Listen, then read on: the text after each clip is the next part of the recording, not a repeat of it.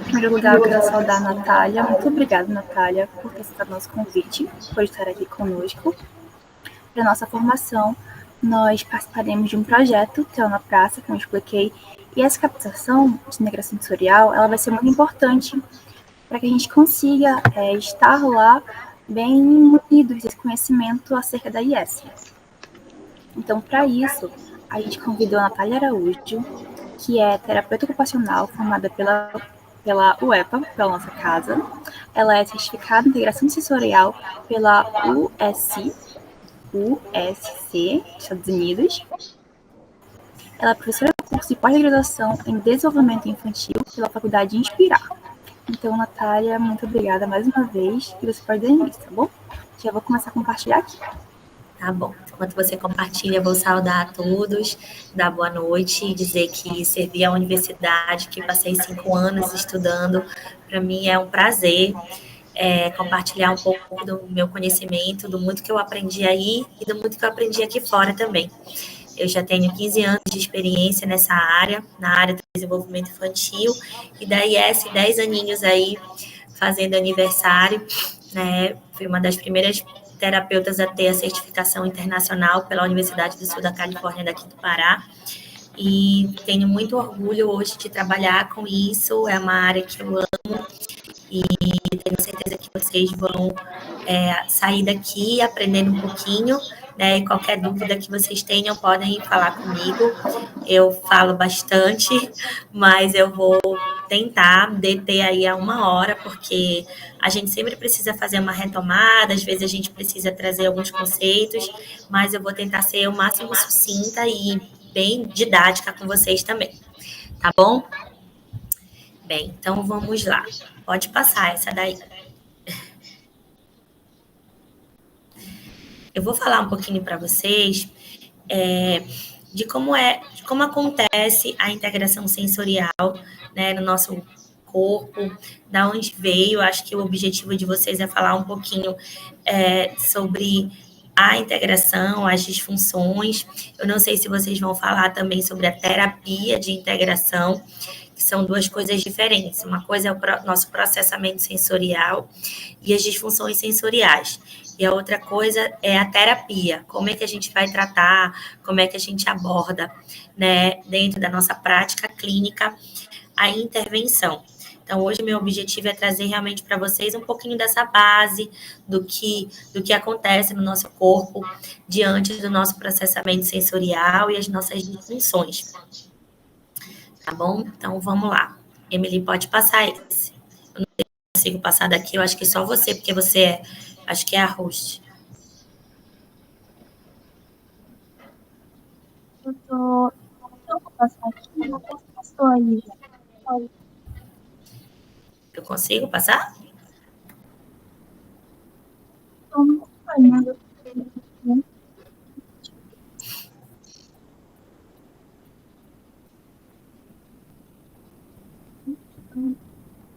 Isso. Tá, isso. O que a gente vai falar?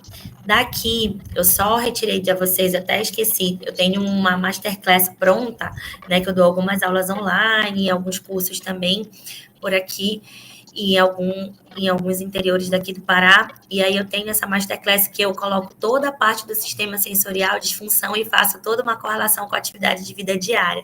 Mas como vocês me deram 1 horinha para falar, a gente vai deixar esse tópico de atividade de vida diária e implicações também para um outro momento, de repente para um outro convite, para a gente poder fazer essas correlações com vocês. Pode passar. Então, hoje a gente vai falar um pouquinho do sistema sensorial e das disfunções. O que a gente precisa entender antes de tudo? Que desde o início da vida da criança, sua existência está ligada à sensação. Ainda na barriga da mãe, o bebê responde às sensações, sendo que, antes de reagir ao som ou às luzes, responde à pressão do ventre materno e à resistência que esse oferece cada vez que a mãe se movimenta. Então, a integração sensorial, ela começa desde no momento que a gente está lá no ventre da nossa mãe. A gente está no meio aquoso, a gente sofre pressão dessa água, né, do ventre, a gente sofre movimento. Então, desde então, o nosso corpo já começa a perceber essas sensações ainda intraútero. Então, é sempre importante, quando a gente vai fazer qualquer investigação, perguntar o que essa mãe fazia quando ela estava grávida, né? Que atividades? Ela fazia atividade física, ela se movimentava muito, ela ficou muito tempo parada, né? Qual era o tamanho dessa barriga, para desde o tamanho do bebê, para desde então a gente já começar a coletar essas informações acerca do processamento sensorial dessa criança, ainda no período gestacional da mãe. Pode passar. E os sistemas sensoriais, né? Dentro dos sistemas sensoriais, o que a gente entende? Que ele integra uma parte do sistema nervoso e é formado por um conjunto de órgãos que apresentam receptores sensoriais capazes de identificar e transmitir estímulos. Então, o nosso sistema sensorial, ele tem a função geral de captar os estímulos sensoriais que estão no meio, identificar esses estímulos, interpretar esses estímulos, né, e transmitir respostas ao nosso corpo, seja ela através de postura, movimento.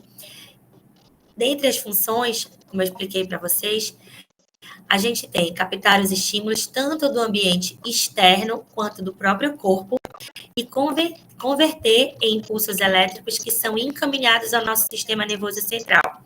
Essas informações, elas são interpretadas, transformadas em sensações como resposta após o processamento desses estímulos recebidos.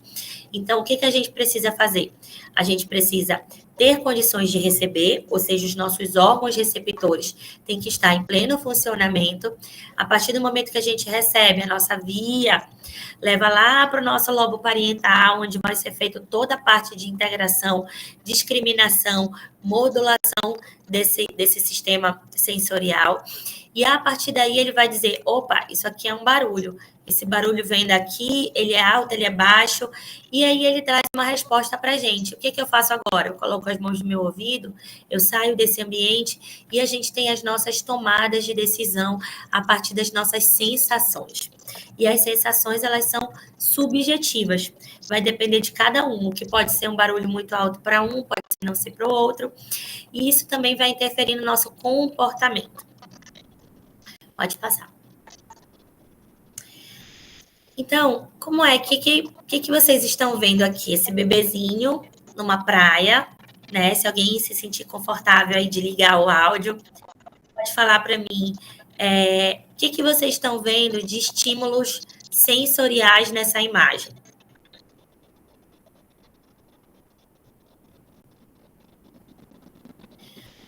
A gente tem aí tato, porque ele está em contato com a areia, né? A gente tem vestibular, porque ele precisa se manter numa postura ereta, sem cair. A gente tem visual, porque a gente tem aí tudo que ele está enxergando, todos os estímulos visuais, o sol, a luz. A gente tem também a questão da audição, porque ele está na praia, então a gente ouve o barulho do mar, a gente ouve, né, as pessoas falando em volta. A gente tem o cheiro, o olfato, porque a gente sente o cheirinho do sal. Então, tudo isso, quando uma criança brinca, por exemplo, numa praia, ela recebe essa enxurrada de estímulos sensoriais que estão presentes ali naquele meio.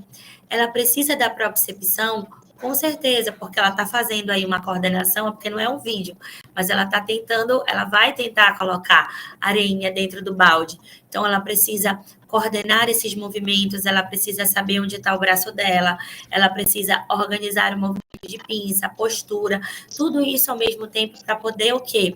Desenvolver uma atividade lúdica, que é o brincar dentro dessa praia, nesse lugar. Então, a gente, às vezes, não para pensar na quantidade de estímulos e na quantidade de integração que esse processamento precisa organizar desses estímulos para que a gente consiga estar ali, naquele ambiente, devolvendo para aquele ambiente o que de resposta? Movimento, coordenação motora, linguagem. Ai, tá quente. Para eu falar isso, eu preciso perceber que está quente, né? Essas informações precisam chegar até a mim, eu preciso interpretar. Ah, essa areia está muito quente, eu não quero brincar com ela agora. Eu prefiro pegar essa aqui. Mãe, traz uma água para mim. Eu tenho uma resposta emocional. Eu estou irritado porque o barulho do mar está sendo aversivo para mim, ou porque o calor está sendo aversivo para mim, né? Eu tenho a capacidade para pensamento. Eu vou pensar o que eu vou fazer se essa areia está molhada. Eu preciso pegar com mais força. E se a areia tá seca e ela tem um outro tipo de textura, eu tenho que ter um outro tipo de pega. Eu vou fazer mais força para pegar uma areia dura, molhada, do que uma areia mole, seca.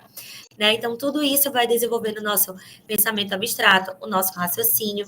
E aí, cada vez que a gente responde para o meio com uma resposta, né? Que a gente responde para o meio, agora eu fiz esse tipo de movimento.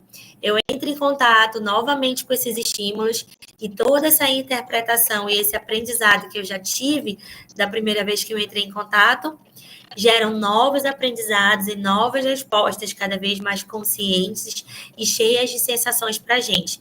E assim é gerado esse feedback. Né? Eu entro em contato com o estímulo integra e gera uma resposta.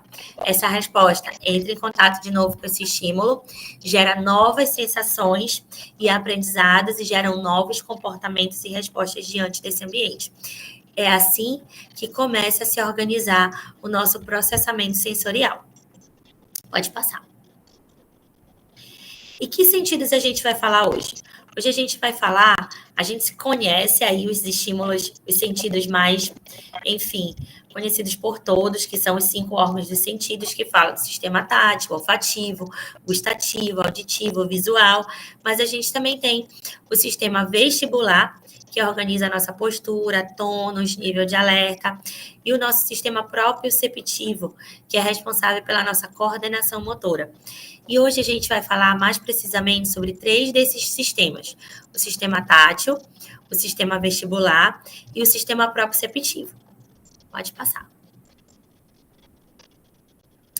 Dentro do sistema tátil, o que vocês precisam saber? Qual a importância desse sistema para o nosso processamento sensorial?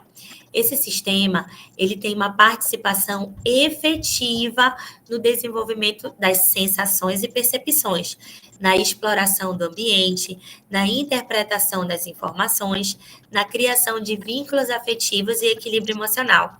O nosso sistema tátil, ele é importantíssimo por conta da relação que ele tem com o nosso sistema límbico, que é o sistema que controla as nossas emoções.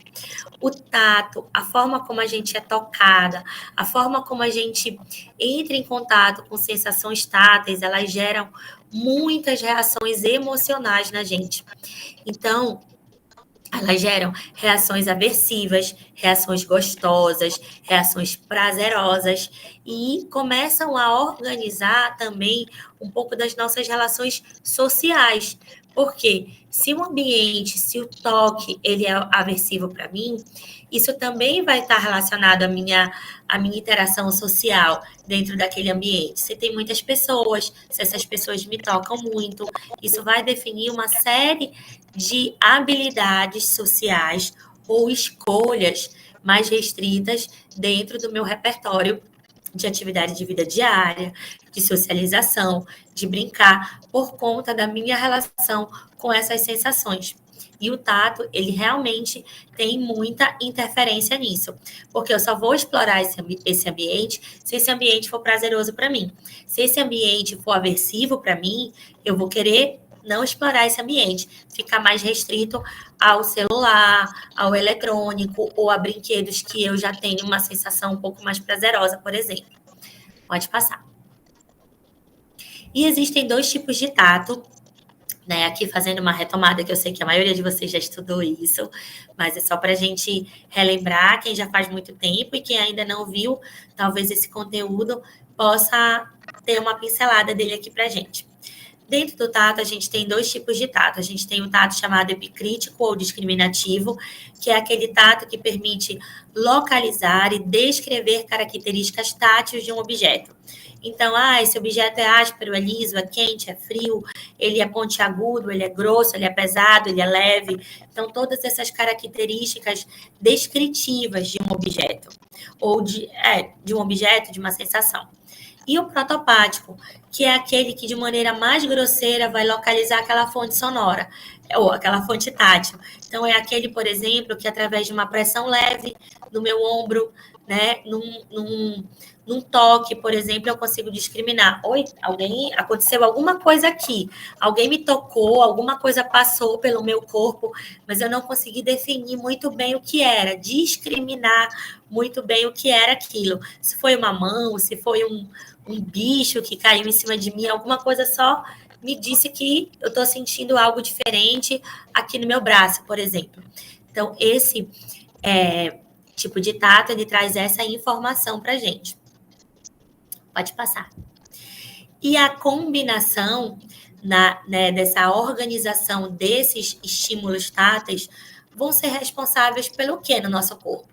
Eles vão ser responsáveis pelo nosso planejamento motor fino, porque ao tocar uma caneta, eu só consigo definir o tipo de pinça que eu vou pegar essa caneta, por exemplo, esse lápis, para poder escrever uma carta, para poder pintar, se eu conseguir definir o quê? Se eu conseguir definir se ela é fina, se ela é grossa. Se ela for grossa, eu vou ter uma apreensão. Se ela for fina, eu vou poder fazer uma pinça trípode, por exemplo. Se ela for lisa, se ela tiver alguma sensação, alguma esponjinha, eu vou posicionar o meu dedo aqui, porque assim eu tenho mais segurança. Então, tudo isso ajuda no desenvolvimento do meu planejamento motor fino. Competências sociais, por conta do toque, por conta do ambiente, da exploração ambiental, que esse tato me convida a sentir e a experimentar. A aprendizagem escolar, por quê? Porque eu preciso explorar diversos materiais, eu preciso, através dessa exploração, aprender conceitos como leve, pesado, fino, grosso, aprender mesmo, só de olhar e depois não tocar mais. Eu olho uma coisa agora, eu consigo saber que aquilo é fino, porque um dia eu toquei naquilo, um dia eu tive aquela experiência, aquela sensação, e eu categorizei essa sensação e gerou uma aprendizagem, né, que pode ser considerada acadêmica, que hoje que aquele conceito é de fino, ou de leve, ou de áspero, ou de liso. Segurança emocional, como o tato, ele está muito relacionado à questão emocional, né? Um toque, a como eu fui tocada, como eu experimentei essa sensação, o que isso gerou, o que isso transmitiu para mim quando eu era bebezinha e eu estava lá no colo da minha mãe e eu recebia aquele acalento, eu recebi aquela sensação de segurança. Junto com isso, eu recebi uma fala da minha mãe dizendo que me amava. Todas essas conexões que são feitas desde bebezinho e desde intraútero vão desenvolver essas habilidades. Percepção visual, planejamento motor grosso, porque a gente precisa ter, através lá do nosso tato protopático, que é o da localização, né? Ajuda também a nossa organização, a nossa coordenação motora ampla e a nossa consciência corporal. Tereza, eu fiz uma mudança aqui nessa... Eu tinha arrumado aqui essa consciência que estava errada. Me desculpa, eu não sei porque não gravou, mas tudo bem. Consciência corporal. Por quê? Porque eu preciso perceber o meu corpo através das sensações que eu venho explorando no ambiente, que eu venho vivenciando ao longo do meu desenvolvimento infantil. Isso foi gerando uma cadeia de experiências que hoje fazem com que eu consiga perceber melhor o meu corpo, fazem com que eu consiga ter maior consciência de uma amplitude de movimento, por exemplo, na hora de olhar para pegar um objeto. Então, tudo isso, o tato e o nosso sistema tátil ajuda a desenvolver no nosso corpo. Vamos lá passar para o próximo. Sistema proprioceptivo. Ele nos informa acerca da nossa posição do corpo no espaço, através dos receptores que estão nos nossos músculos, tendões e articulações. Então, é a capacidade que eu tenho de perceber aonde está o meu corpo no espaço, por exemplo, sem a utilização da visão. E como a gente faz isso? A gente faz isso abotoando o nosso short, por exemplo. A gente só consegue botoar o nosso short porque a gente integra, sem olhar, porque a gente integra uma função tátil, que é de perceber onde está o botão através do nosso tato discriminativo, né? E, ao mesmo tempo, utilizar o nosso braço na frente do nosso corpo, ali onde está o botão para fechar, porque eu sei, mesmo sem olhar, onde está localizado a minha mão nesse momento, que ela está à frente do meu corpo. E quem traz essas informações para mim são os nossos receptores proprioceptivos, que estão nos nossos músculos, tendões e articulações. Pode passar.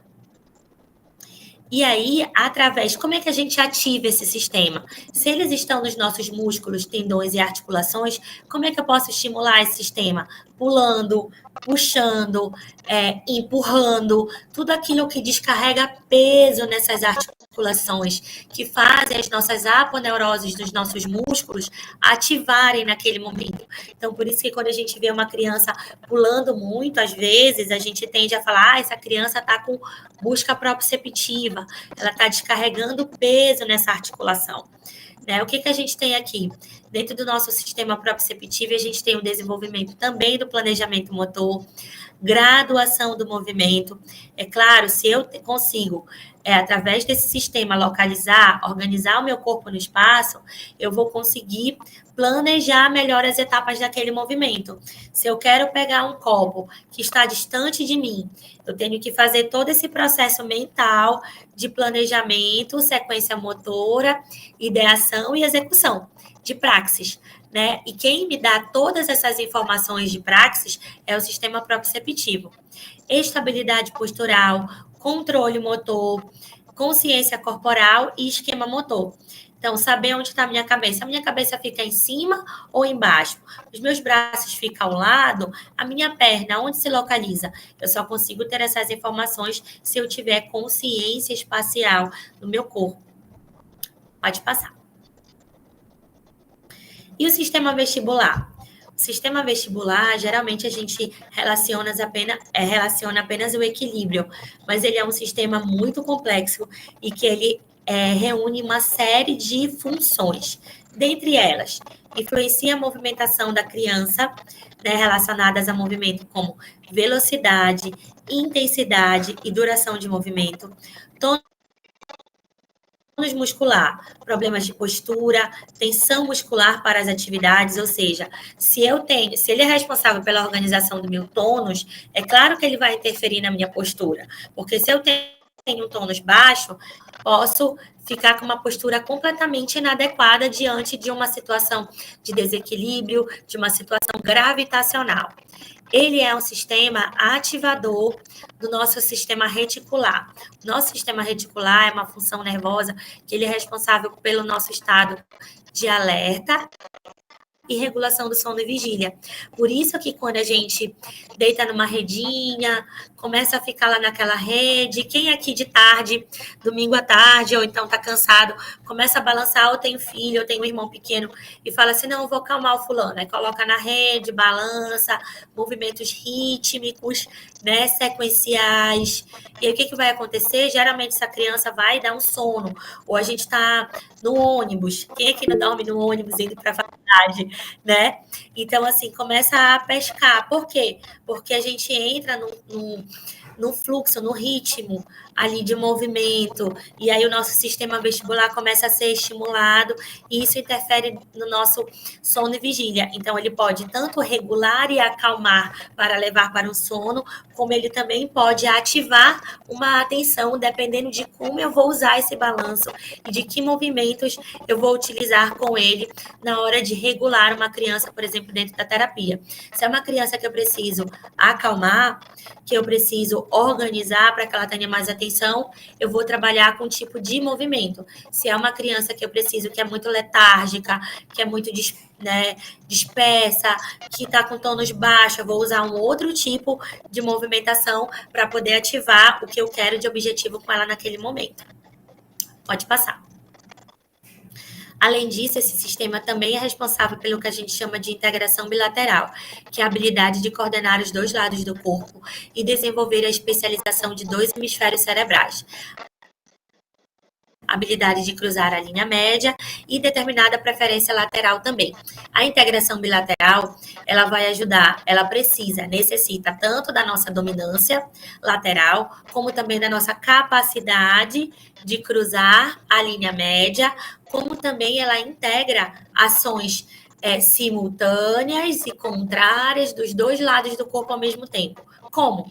Andando de bicicleta, pedalando. Quando uma perna vai para frente, a outra vai para trás. E aí, quando a outra vai para frente, a outra vai para trás. E assim a gente utiliza os dois lados do corpo de forma simultânea, rítmica, sequenciada, né? E isso a gente chama de integração bilateral. A gente começa a desenvolver isso desde quando? Desde quando a gente começa a engatinhar no padrão cruzado. A gente começa a desenvolver essa função, e essa função é importantíssima depois lá na frente, até para escrita e leitura.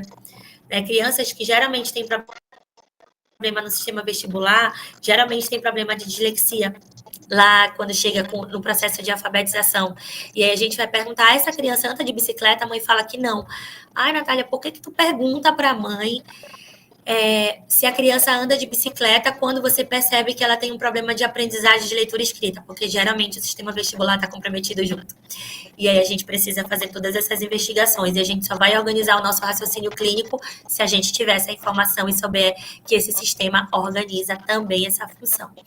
Ajuda a manter o equilíbrio, coordenar movimentos de cabeça com os olhos, utilizar ambos lados do corpo ao mesmo tempo, que eu acabei de explicar. Além disso, ela também é responsável pela organização de movimento de olho com cabeça. Quando a gente está copiando alguma coisa do quadro na escola, por exemplo, a gente abaixa a gente olha para o quadro e a gente abaixa a nossa cabeça para escrever. A gente olha de novo. Se o meu movimento de cabeça, de pescoço aqui, cabeça, não tiver coordenado com o meu movimento de olho, no momento que eu fizer isso, eu posso o quê? Me perder na hora de uma cópia do quadro, por exemplo. Então, às vezes, a mãe fala, não copia do quadro, escreve desalinhado. Pode ter a ver com toda a parte de coordenação de cabeça e movimento ocular, que é de responsabilidade do sistema vestibular. Vamos lá passar, que eu só tenho mais meia horinha. Então, esse sistema, ele é responsável pelo quê? Tônus muscular, movimento e equilíbrio, processamento visoespacial, segurança emocional também, planejamento motor, coordenação bilateral e segurança gravitacional. Já viram aquelas crianças, ou então até nós mesmos, que apresentamos uma certa aversão a determinados movimentos, a gente se sente mal em alguns brinquedos, a gente não se sente seguro em situações em que o nosso eixo gravitacional realmente não apresenta estabilidade. Então, geralmente são crianças que não frequentam muito o parquinho, que têm uma certa hipersensibilidade ao sistema, mas eu vou falar um pouquinho mais lá na frente disso. Essas são as funções do nosso sistema vestibular mais importantes. E aí, quem foi responsável por estudar tudo isso? Por organizar? Até agora, eu falei do processamento do nosso sistema nervoso, de um sistema do nosso sistema nervoso, que é o sistema sensorial, que organiza essas informações e que desenvolve essas habilidades no nosso corpo. Mas teve uma terapeuta ocupacional e também psicóloga, que começou a estudar um pouco mais sobre isso. Ela começou a entender, a correlacionar muito mais essas funções sensoriais com a aprendizagem. Ela começou a correlacionar isso. Ela falou, olha, tem algumas, dentro de um grupo de estudo, de doutorado dela, ela começou a perceber, tem algumas crianças que seguem um padrão sensorial e tem outras que seguem outro padrão sensorial. O que é isso? E ela começou a estudar esses sistemas e todas essas correlações. E aí, a tese de doutorado dela resultou, né, no que hoje a gente tem a terapia de integração sensorial da Diners, que foi essa grande terapeuta ocupacional. A Diners define esse termo, ação sensorial, como um processo neurobiológico que organiza as sensações do próprio corpo e do ambiente, permitindo a organização do comportamento e o uso eficiente do corpo nas ações e atividades que fazemos rotineiramente. Pode passar. E aí, ela então trouxe para a gente o quê? Que dentro do entendimento da integração sensorial pela Diners, tudo vai começar por esse registro sensorial, ou seja, a nossa capacidade não só de receber esse estímulo, porque a recepção, ela é nervosa. Os nossos receptores sensoriais que estão espalhados pelo corpo, os táteis na pele, os vestibulares dentro do ouvido interno, né, os gustativos na nossa língua, enfim, os proprioceptivos nos nossos músculos e tendões, eles vão o quê? Só serem responsáveis por captar. Mas quem vai registrar isso tudo aqui é o nosso sistema nervoso central, que vai precisar ter a capacidade de, percebi algo e vou registrar o que é isso aqui, que eu recebi uma sensação. E essa sensação, ela vai receber uma orientação. Ela vai para que sistema? Sistema tátil, sistema auditivo, sistema visual, e aí ela começa o processo que a gente chama de interpretação e discriminação. Ela foi lá para o sistema tátil. Então o que é essa sensação? Aí começa a interpretação. É uma sensação de dor, é uma sensação ruim, me colocou num lugar aversivo, e aí eu começo a organizar a minha resposta. Então, imediatamente, eu toquei no ferro quente, ferro de passar quente. Imediatamente, o que aconteceu? Eu registrei que eu recebi alguma coisa, isso me levou lá para o meu sistema tátil, chegou lá, eu interpretei que isso era uma sensação quente, que era quente e também que era uma sensação dolorosa. E aí eu tomei uma decisão, que foi retirar minha mão imediatamente para não continuar sentindo aquilo. E aí, a partir do momento que eu tive essa tomada de decisão, eu fiz o quê? O meu cérebro mandou informação para a questão motora, e aí o meu músculo reagiu e fez flexão de cotovelo, fez preensão, enfim, e tirou a minha mão de lá. Então, esse é o ciclo que a Diners organiza como processo de integração sensorial. Isso seria como é que eu posso dizer? Seria o caminho correto das coisas acontecerem, o percurso natural dessa integração. Pode passar. E quais são os componentes que permitem que tudo isso possa acontecer, que eu falei para vocês? Primeiro, a gente precisa ter esse registro, depois a gente precisa regular o nosso nível de alerta, ou seja, o nosso nível de alerta é o estado atencional que a gente responde para os estímulos do meio.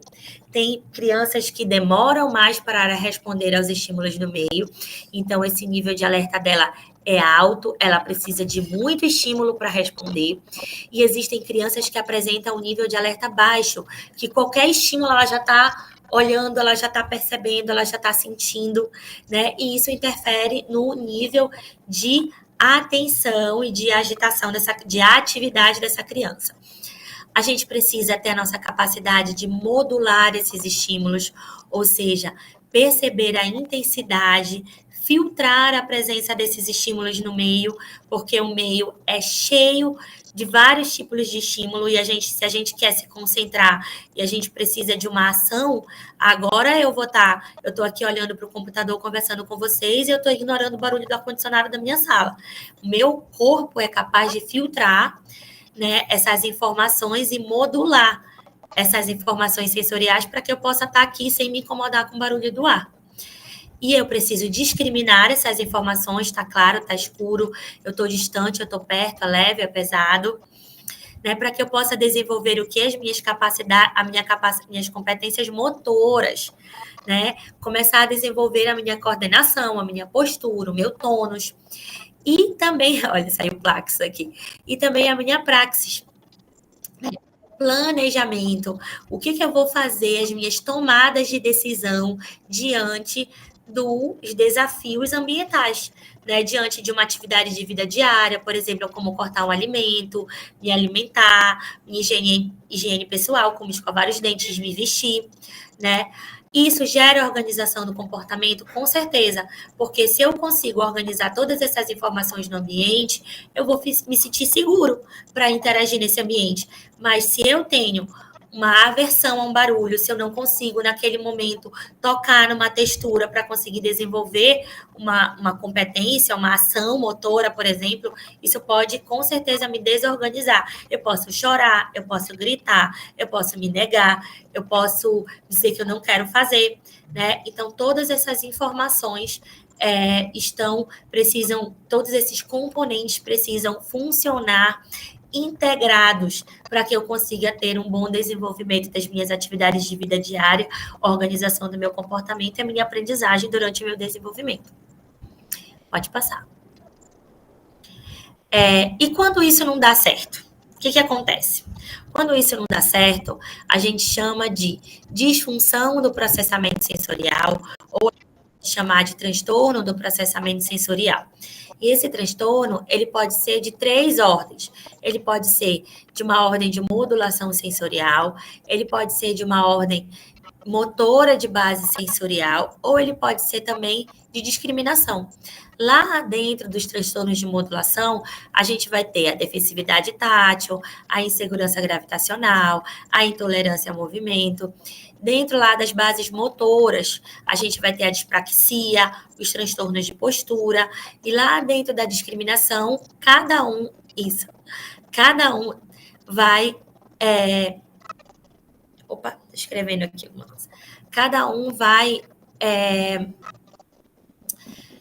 Cada sistema pode estar prejudicado. Então, posso ter um problema de discriminação sensorial do sistema vestibular, problema de discriminação sensorial do sistema tátil, e aí cada um vai ser dependendo do que a gente vai avaliar na criança, por exemplo, desse funcionamento. Pode passar. Se for uma disfunção de modulação, o que a gente tem? A gente tem modulação sensorial, né, que é o quê? A capacidade de filtrar esses estímulos, se manter naqueles estímulos que são relevantes, garantindo o nível de alerta e atenção apropriados, inibindo as sensações que não são relevantes naquele momento e coordenando os processos de excitação e inibição celular. Então, essa é a nossa capacidade de modular. E quando a gente não modula isso, o que a gente vai ter? Aqui eu botei até esse volume, né, que é a capacidade, o que acontece quando a gente modula? A gente consegue discriminar e perceber esses estímulos no volume mínimo, no volume ideal ou no volume máximo. Ou seja, algumas crianças ou adultos vão perceber esses estímulos de uma forma hipersensível ou vão perceber de uma forma hipossensível, né? Pode passar. E a disfunção de discriminação? Apresentam dificuldades na interpretação da informação sensorial de forma eficaz, não percebendo adequadamente o que viram, o que ouviram, ou o que sentiram, cheiraram ou comeram. Podem estar relacionadas também a qualquer sistema sensorial, como eu falei com vocês, com impacto direto na capacidade de aprendizagem, porque a discriminação é que vai me trazer dados sobre aquele ambiente, e através da minha experiência, da minha exploração, é que eu vou acumular esses dados ao longo do meu desenvolvimento. E se eu não percebo de uma forma adequada os estímulos, eu não vou conseguir nomear, discriminar de uma forma adequada, e isso vai gerar, com certeza, lacunas no meu processo de aprendizagem. De base motora, como eu falei para vocês, a gente vai ter aqui perturbação postural, como tônus muscular baixo, reações de equilíbrio pobre, frouxidão ligamentar, dificuldade de manter posturas contra a gravidade, por exemplo, dispraxia, dificuldade em planejar, sequenciar e executar uma ação motora não familiar. Imagina você conseguir amarrar um cadarço sem conseguir planejar esse movimento e sem conseguir ter uma sequência. Primeiro eu seguro os cadastros, depois eu tenho que fazer esse movimento, depois esse. Né? Se eu não consigo sequenciar isso, eu vou me perder no meio desse processo, eu vou começar pela ordem que não é a correta, né? Tudo isso eu preciso saber o que eu vou fazer diante de olhar para um tênis, por exemplo. Eu tenho que saber que eu tenho que pegar esse cadastro para amarrar, se ele estiver desamarrado, então começa desde a ideação, né? E isso é de responsabilidade. Se há um prejuízo nessa área, a gente chama de disfunção de base sensorial motora. Pode passar. E aqui, eu ia falar para vocês, será que eu mandei para ela esse? Com as atividades de vida diária? Dá uma passadinha aí para eu ver qual foi o arquivo que eu mandei para ti. Tá. Meninas, como a gente tem 15 minutos, passa mais um pouquinho aí esse. Só...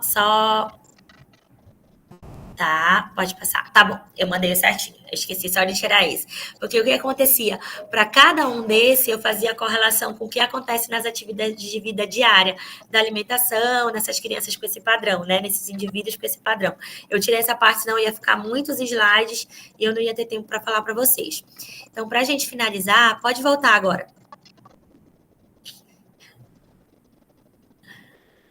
Pronto, passa esse. Isso. E aí, se tiver uma criança com uma disfunção de modulação sensorial, mais voltado para uma hiperresponsividade, o que vai acontecer nesse caso? Nesse caso, a gente percebe que se essa criança tem um padrão todo hiper, ou seja, tanto a parte da defensividade tátil, como da insegurança gravitacional relacionado ao sistema vestibular, principalmente, a gente tem pessoas ou crianças, aqui no caso essa, vamos falar dela, né? Que ela se move com cuidado nos ambientes, geralmente tem um medo excessivo de tirar os pés do chão, por conta de perceber essa gravidade de uma forma diferente, não gosta de parquinhos infantis. A gente pergunta para a mãe, como é essa criança? E a mãe fala assim, ela prefere ficar no tablet, lá na hora do intervalo da escola, ela não desce, não escorrega, ela não sobe na escada, na escalada, né? Ela geralmente é aversiva a ambientes ruidosos, tem aversão a balões, rojões, não gosta de andar descalça, por exemplo, se irrita quando suas mãos ou boca ficam sujas, quando pinga alguma coisa na roupa, geralmente quer trocar, prefere tocar do que ser tocada, fica incomodada nos ambientes com muita luz, pode ter relações comportamentais de agressividade, choro, ou até aumento de estereotipia, se for uma pessoa com autismo, por exemplo. Pode passar. E o que é melhor para ela? O que a gente pode fazer para ajudar uma pessoa dentro desse padrão de disfunção de modulação ligado a uma hiperresposta? A gente precisa respeitar o espaço social dela, né? Então, se é alguém que não gosta tanto desse toque, que tem atividade ao toque, deixa eu olhar aqui só. Tá bom. A Emília tá falando aqui com relação ao tempo, gente, que eu possa me estender um pouquinho. Eu tô tentando, né, ser o mais breve, mas tá bom. Respeitar o espaço social dessa criança. Então, geralmente, a gente não tem que ficar dizendo abraça fulano, ela não tem que gostar. Ela tem uma disfunção, ela percebe aquele toque de uma forma aversiva. Então, por que todo mundo tem que ser igual se ela tem um processamento diferente? Se ela faz terapia de integração sensorial e já melhorou, ok, você pode pedir. Mas se ela não faz, você percebe que esse é o funcionamento, respeite, né? Não exija que ela tenha um toque, que ela precise estar toda hora sendo abraçada e aguentando isso. Quando tocar, dê preferência ao toque com pressão, né, e vibração. Geralmente, quando eu tenho uns clientinhos com esse padrão, eu falo assim, olha, a Tia Nath vai precisar agora segurar em você, tá bom? Eu posso segurar no seu braço agora? E quando eu vou segurar, ela já sabe aonde eu vou segurar, aonde eu vou tocar, e quando eu toco, eu não vou tocar tão leve, porque eu posso assustar. Se é uma criança com autismo, por exemplo, que é a minha área de atuação não verbal, com controle inibitório baixo, o que ela vai fazer? Ela vai virar e ela pode me dar uma cotovelada, ela pode me morder, por exemplo, né? Se eu não tomar cuidado com isso. Prefira as atividades que requerem resistência, como jogar, empurrar, transportar objetos. Por quê?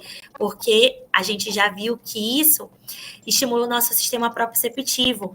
E o nosso sistema proprioceptivo é um sistema regulatório para a nossa modulação. Lavar as roupas antes de usá-la, tirar as etiquetas. Tem gente que implica, meu filho quer que eu tire. Se isso não tem interferência para a vida dele, para a sua vida, se isso não gera nenhum impacto, deixa ele viver sem etiqueta, isso não vai interferir em nada na vida dele, né? Mas, claro, se ele melhorar e tudo, ok, é o nosso objetivo. Mas se é algo que deixa ele irritado, que faz ele tirar a atenção na hora de aprender na escola, tira a etiqueta. Óculos de sol, se for necessário, introduza as atividades de parque ou atividades de movimento, né, gradativamente, sem forçar a criança. Começa numa altura mais baixa, passa segurança, estou aqui do seu lado, vai dar tudo certo, dá apoio para ela, deixa ela experimentar aquele movimento, deixa ela experimentar aquela segurança, sabendo que você, aquele movimento com segurança, sabendo que você está ali do lado. Não é, vai! E aí, quando a criança dá no primeiro, experimentando o primeiro movimento, aí você tá lá no balanço com ela, dá um empurrão. Oba, ela já conseguiu. Ela ainda tá aqui naquele primeiro passo, devagar. Você tá gostando? Quem vai dar o limite é ela, não é você. Você me fala quando a tia Nath, né, quando já tiver ok para você, por exemplo. Evite os ambientes ruidosos, com muita gente ou com vários estímulos visuais, caso, né, isso seja aversivo para essa criança também. Vamos lá passar. Disjunção de modulação de um padrão hiporresponsivo, ou seja, aquelas crianças que não percebem tanto esses estímulos ou que precisam de muito estímulo para conseguir discriminar, registrar esse estímulo do ambiente, essa chegada do estímulo do ambiente. Aí o que acontece geralmente com esse tipo de criança? Se movimenta constantemente no ambiente, lhe agrada experiências de movimento, é aquele que ele quer o quê? Dá um loop lá no balanço. Você fala para ele assim, empurrar pouco, ele vai dizer mais, e você fala, meu Deus, parece que ele não tem noção de perigo, ele se joga, ele vai com toda a força. Por quê? Porque ele precisa de muito input, ele precisa de muita entrada sensorial para que ele consiga perceber e isso possa ser algo prazeroso ou isso possa gerar um aprendizado para ele. Geralmente gosta de correr, pular, escalar, girar, até ficar tonto, né? Não fica sentado por muito tempo, tropeça, cai com frequência. Seu limiar de dor e temperatura é alta, aquela criança que cai, vive toda roxa, você fala, não doeu, não, continua, levanta e cai de novo, e se joga de novo, né? Parece não escutar, mesmo não tendo problemas auditivos, você chama, ele tem dificuldade de discriminar de onde está vindo esse som. Geralmente se suja mais que as outras crianças e não percebe. Quando come, suja toda a boca, tá todo sujo. E aí isso faz com que geralmente ele não consiga perceber. Quando ele vai comer, a boca fica também cheia de muita comida porque não consegue perceber a presença do alimento, né, em determinados cantos e localidades da boca. Pode passar. E o que é bom para ele? Dar oportunidade para que ele tenha experiências de movimento. Se é uma criança que precisa de aumentar a entrada sensorial desse input, eu preciso proporcionar que ele tenha movimento. Então, eu preciso que ele tenha muita experiência motora para que gere aprendizado, para que gere discriminação, e aí esse aprendizado comece a devolver para esse meio respostas adaptativas mais adequadas. E aí essa criança não vai mais precisar de tanta entrada, porque ela está conseguindo seguir com o seu processo de aprendizagem. Usar recursos como a bola terapêutica para sentar, por exemplo. Então, eu preciso que ele fique sentado, mas ele precisa de movimento, eu preciso melhorar a atenção dele. Eu posso usar a bola Bobat, por exemplo, para que ele consiga ter esse estímulo vestibular e proprioceptivo ao mesmo tempo. Tem em casa cama elástica como pula-pula, câmera de pneu para ele andar em cima, colchão com espuma, lycra que possa amarrar, que eu digo, fazer tipo um charutinho, sabe? Dar uma sensação de pressão. O tempo para cada atividade deve ser menor e com mais intervalos, porque ele é mais agitado. Adaptar as necessidades sensoriais dessa criança em casa e na escola, na terapia, obviamente. E permitir atividades de parque, como escorregador, gira-gira, balanço. Falo para essa mãe, sai com esse menino, leve ele para a praça, faz isso com ele, não tem em casa, tem que sair, marca 3 vezes na semana para levar ele para o Porto Futuro, para levar ele para tudo que ele precisa de mais experiências sensoriais na vida dele. E com dispraxia? Como é que eu posso... o que acontece, né, quando essa disfunção sensorial é de base motora?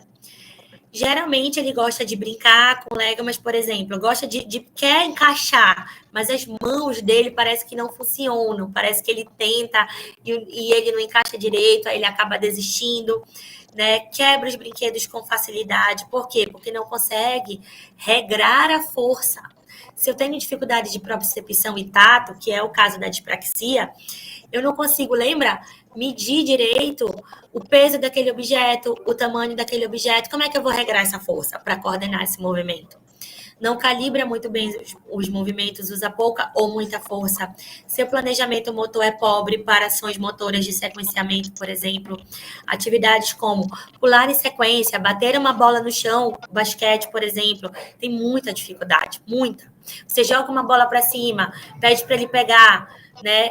Projeção de tempo no espaço, que ele tem que fazer, sabe? Ele não consegue fazer isso. Ele joga a bola para cima, a bola já caiu, aí ele vai tentar pegar. Você joga uma bola para ele, bate na cabeça e vem. Ou então ele vai antes com a mão, antes de passar a bola. Todas essas dificuldades realmente de organização e coordenação. Nas atividades de vida diária, demora muito para aprender a dar laço, usar talher, se vestir, né? Não gosta de esporte, geralmente prefere atividades sedentárias, como os eletrônicos.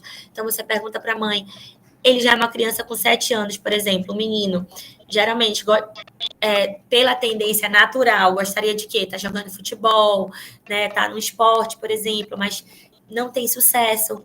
Aí você pergunta para ele o que ele faz. Ele gosta sempre das mesmas coisas, dos mesmos brinquedos, geralmente eletrônico. Por quê? Porque não exige tanta destreza, né, motora, e aí gosta sempre das mesmas coisas. Por quê? Porque o planejamento motor, a ideação é pobre, então ele não tem que criar muita coisa, ele fica sempre em cima daquela mesma sequência que foi aprendida para ele, por exemplo. As reclamações são constantes em relação à sua desorganização em casa e na escola. Pode passar. O que é melhor para ele, então? Esportes menos competitivos. Eu falo, você quer colocar ele no esporte, que ele precisa trabalhar a coordenação? Coloca ele numa natação, né? Coloca ele num trabalho de psicomotricidade. Primeiro desenvolve essa base motora, melhora essa coordenação, depois coloca ele no esporte coletivo. E talvez nunca seja forte dele também. Futebol, nunca seja forte dele dançar numa sincronia, né? Conseguir dançar com um par, por exemplo, talvez dançar sozinha no ritmo dele, do jeitinho dele, ele consiga, né? E até goste. Mas, claro, a terapia, o percurso, o prognóstico dele é que vai definir principalmente o que ele vai querer e as ocupações significativas que ele vai ter ao longo da vida dele. Atividades de leitura. Opa, só volta um pouquinho. Atividades de leitura, desenhar e jogos de computador, né, também são importantes para ele. Uso de agendas e quadros de planejamento semanal é importante para trabalhar a sequência, não só motora, mas a sequência aqui de ação. Planejamento começa desde aqui da ideação. O que eu vou fazer hoje, o que eu preciso fazer agora, o que eu vou fazer depois. Todo esse entendimento ele define no quê? Uma atividade de vida diária como escovar o dente, qual é a primeira coisa que eu vou fazer? Eu tenho que se eu pegar a escova antes de abrir a pasta, eu consigo? Por exemplo, colocar a pasta na escova com a pasta fechada e com uma escova na mão? Não, eu preciso primeiro abrir a pasta para depois colocar a pasta na escova, depois ir para a boca, depois botar água na boca. Então, tudo isso, ele interfere também no desenvolvimento dessas atividades de vida diária. E desde organizar esse local de trabalho, organizar a agenda, são crianças comunicativas, porém são crianças que você olha, fulano, não acredito que o fulano ainda não consegue se vestir sozinho com 8 anos de idade. Ah, não, então geralmente são crianças que recebem muitas críticas, que a letra é ruim, por conta da dificuldade da coordenação motora. Bem, gente, assim, eu sei que eu falei muito, E eu falei rápido, né? Porque eu realmente quis trazer um pouco da base da integração sensorial e das disfunções para vocês em uma horinha. E eu fui aqui certinho, uma hora, mas a gente pode deixar aí mais um tempinho para a gente conversar, para vocês tirarem as dúvidas se quiserem. Essa área é uma área que eu sou apaixonada, né, pela TO, assim, como terapeuta ocupacional, eu gosto muito, amo a minha profissão, amo essa área e enxergo muito, pelo vocês ouviram falar muito de atividade de vida diária aqui, e mais uma vez eu quero reiterar, assim, não existe TOIS, TOAVD, o processamento sensorial, a organização dessas coordenações motoras, a organização do comportamento, as percepções, a aprendizagem, tudo isso são habilidades fundamentais e funções fundamentais para que esse indivíduo desenvolva essas atividades de vida diária e possa vislumbrar as suas ocupações significativas, né? Ele possa saber o que é que ele gosta, o que é que ele quer, o que é significativo para ele, quais são as escolhas que ele vai fazer ao longo da vida, né? Porque o nosso processamento diante de uma terapia, ele pode melhorar, ele pode curar, dependendo da idade, dependendo né, da nossa capacidade de plasticidade neuronal também. E ele pode melhorar, mas eu posso continuar com um padrão ao longo da minha vida sensorial. E aí, isso vai definir o quê? Os meus padrões de autorregulação, as minhas escolhas ambientais, as minhas ocupações, né? O que vai ser significativo para mim ou não. Então, não existe como a gente desvencilhar esse processo de integração sensorial, de tudo isso que eu falei para vocês, das nossas atividades de vida diárias e ocupação.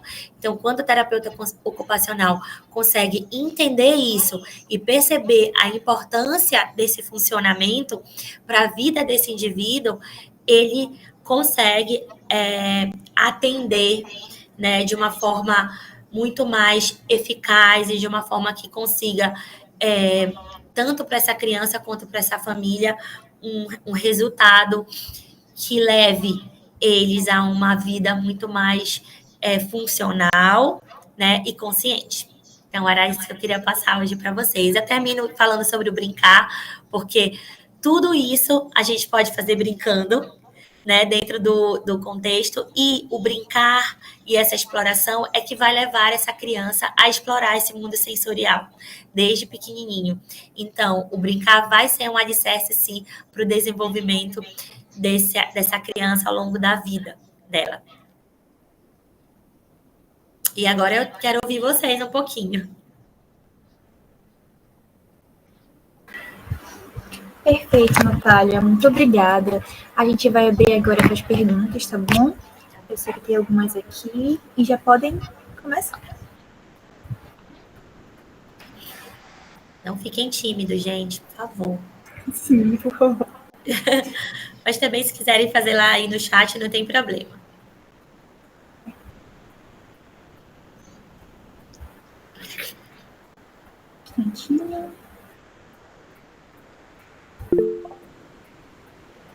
Apareceu uma aqui, né? Deixa eu ler aqui. Uma criança pode ter mais de um tipo de transtorno do processamento? Com certeza. Geralmente, né, por exemplo, modulação e discriminação, geralmente eles acontecem combinados. Por quê? Se eu tenho um problema de modulação, muitas das vezes eu não consigo discriminar. Porque se eu, por exemplo, não percebo muito bem o meu tato, como é que eu vou chegar lá na capacidade de discriminação? Né? Então, geralmente, eles acontecem de forma combinada. Mas existem sistemas que estão mais comprometidos em algumas crianças e outros menos.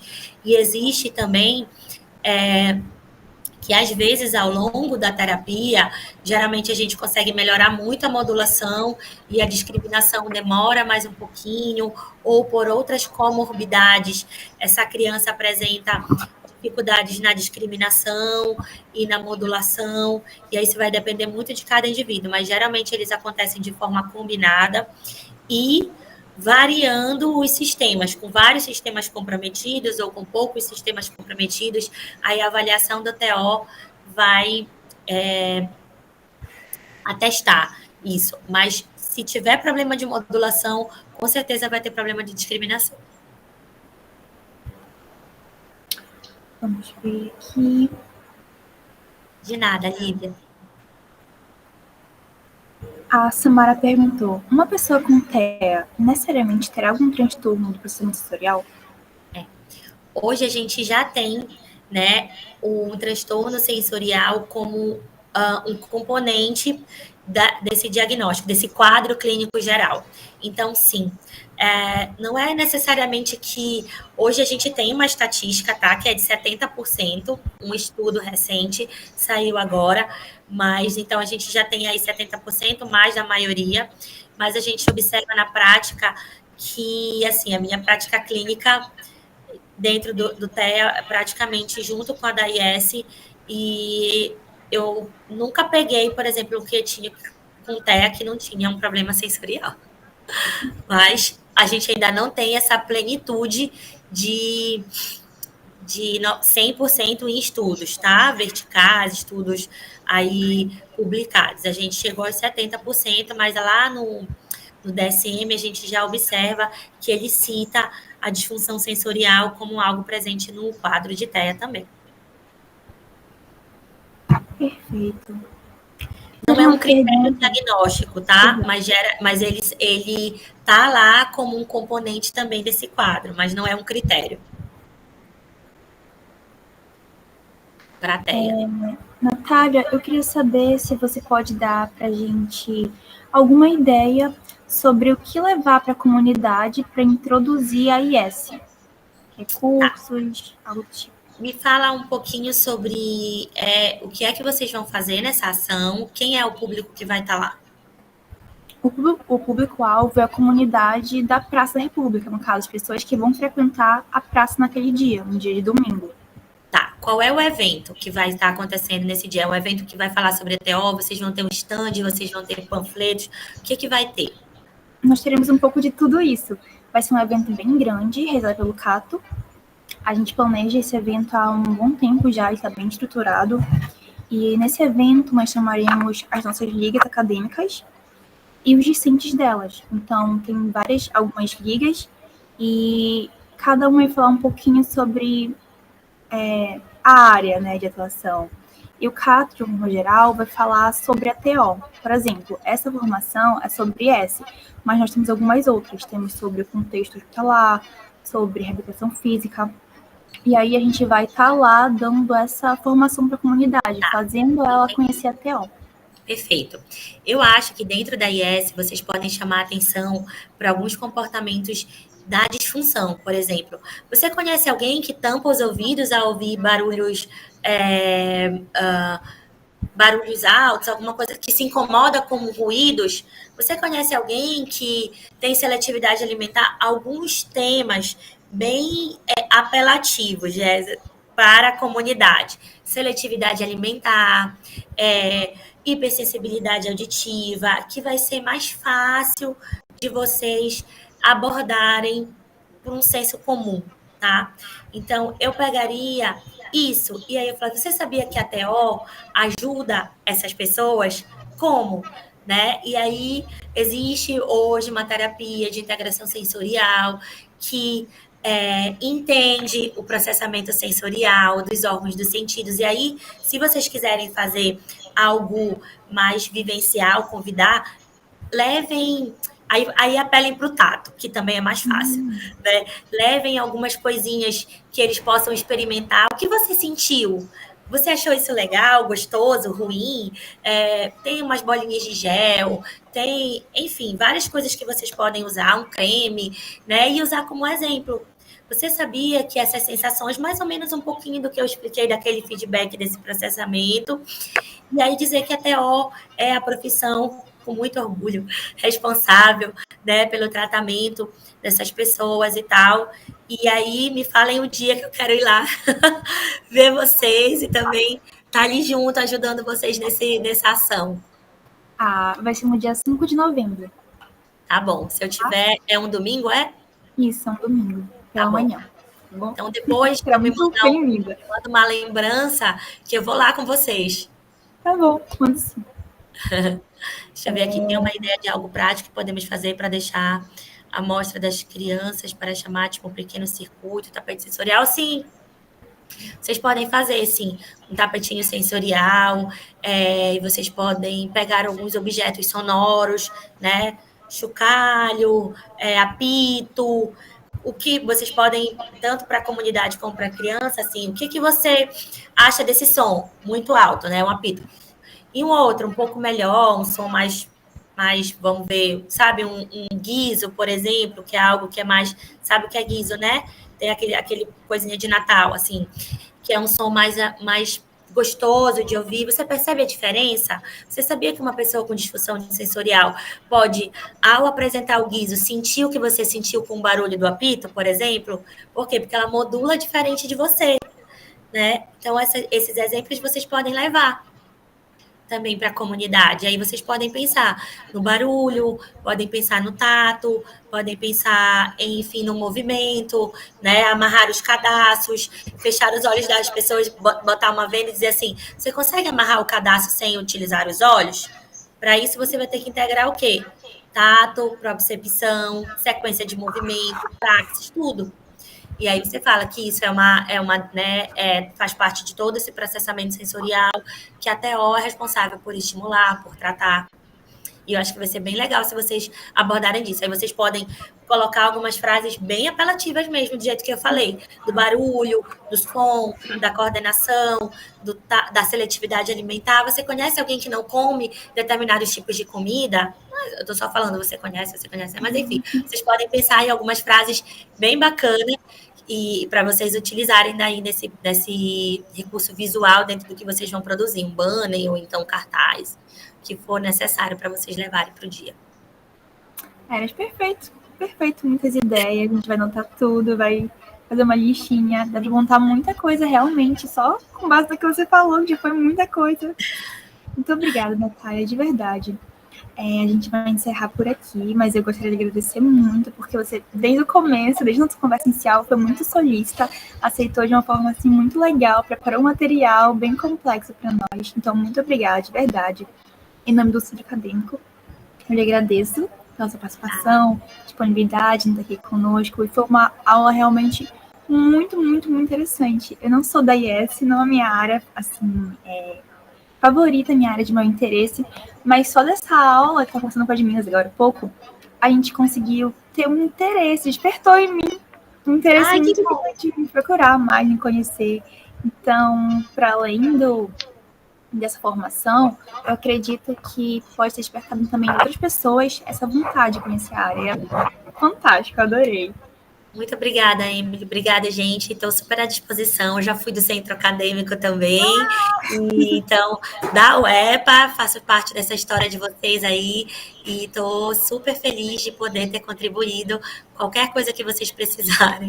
Meu filho está aparecendo aqui, que ele já está querendo mimir. Vem cá, Pedroca.